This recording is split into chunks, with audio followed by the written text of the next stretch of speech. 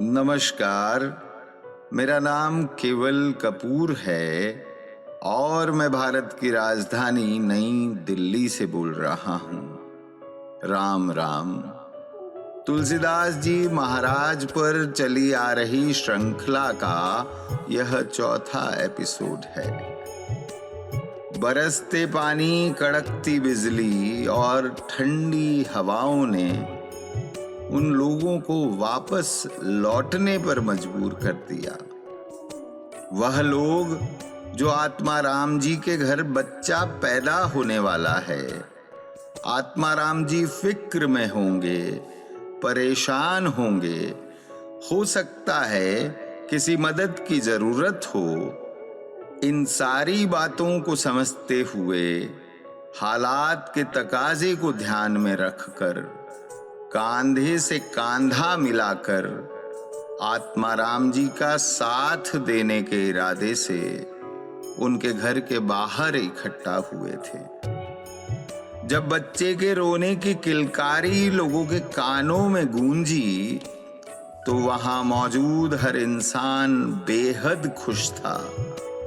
लेकिन जब आत्मा राम जी दाई मां के साथ घर के अंदर गए और वापस न लौटे, तब वहां मौजूद हर इंसान फिक्र के मारे नाखून चबाने लगा। और इसलिए तेज बारिश होने के बावजूद भी लोग अभी तक उनके घर के बाहर खड़े हुए थे।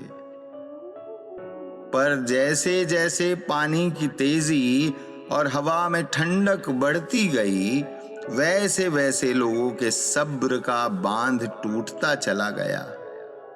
उनमें से आधे से ज्यादा लोग अपने घर को वापस लौट गए।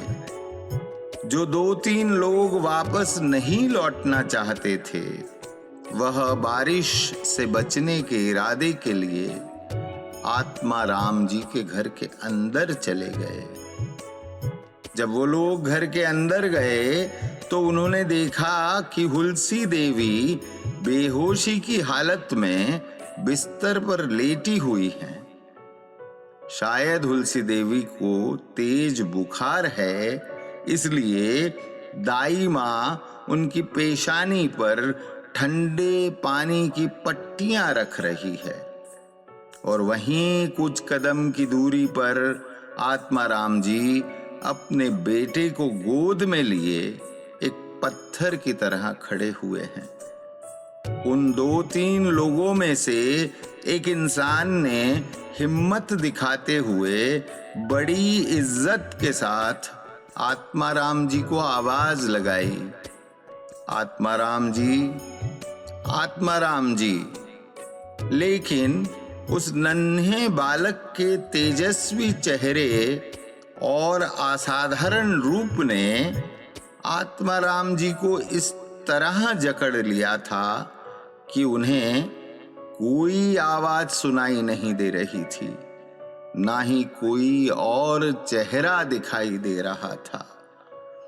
तुलसी देखी सुबेशु, भूल ही मूड न चतुर नर, सुंदर केकही पखु वचन, सुधा सम असन आही। तुलसीदास जी महाराज कहते हैं कि खूबसूरती देखकर न सिर्फ बेवकूफ बल्कि चालाक इंसान भी धोखा खा जाता है। मोर देखने में भले ही बहुत खूबसूरत लगते हैं, लेकिन आखिर उनका भोजन सांप ही होता है। इसलिए सिर्फ खूबसूरती के आधार पर कभी किसी इंसान को अच्छा या बुरा न माने। हम लोग बचपन से सुनते आ रहे हैं कि हर चमकती चीज सोना नहीं होती, लेकिन हम लोगों की असली दिक्कत तो यही है कि हम लोग अच्छी बातें सिर्फ सुनते हैं, समझने की कोशिश नहीं करते। गोरा रंग, उजला चेहरा, खूबसूरत लोग, हर इंसान को आकर्षित करते हैं। यूं तो इसमें कोई बुराई नहीं, लेकिन इंसान की पहचान और इंसान की इज्जत उसके काम से होनी चाहिए, उसकी खूबसूरती से नहीं। यह जुमला भले ही हजारों बार सुना सुनाया और बरसों पुराना हो, लेकिन इसमें आज भी उतनी ही सच्चाई है जितनी सच्चाई तुलसीदास जी महाराज के दोहों में है।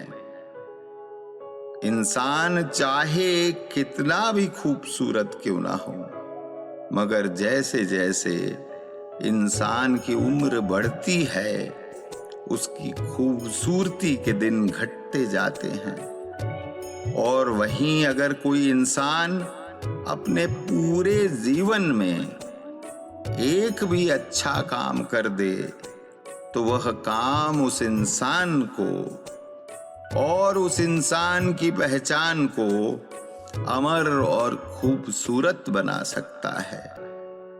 आखिर उस नन्हे से बच्चे की शख्सियत में ऐसी क्या खास बात है जिसने उसके पिता को इस कदर जकड़ लिया है कि उन्हें किसी और की आवाज तक सुनाई नहीं दे रही।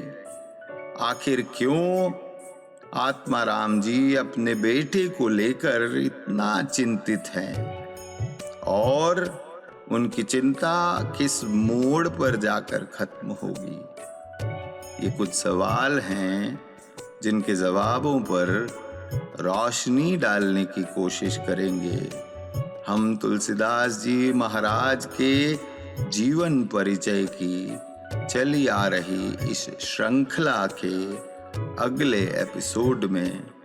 धन्यवाद। राम राम। मेरा नाम केवल कपूर है और मैं भारत की राजधानी नई दिल्ली से बोल रहा हूँ।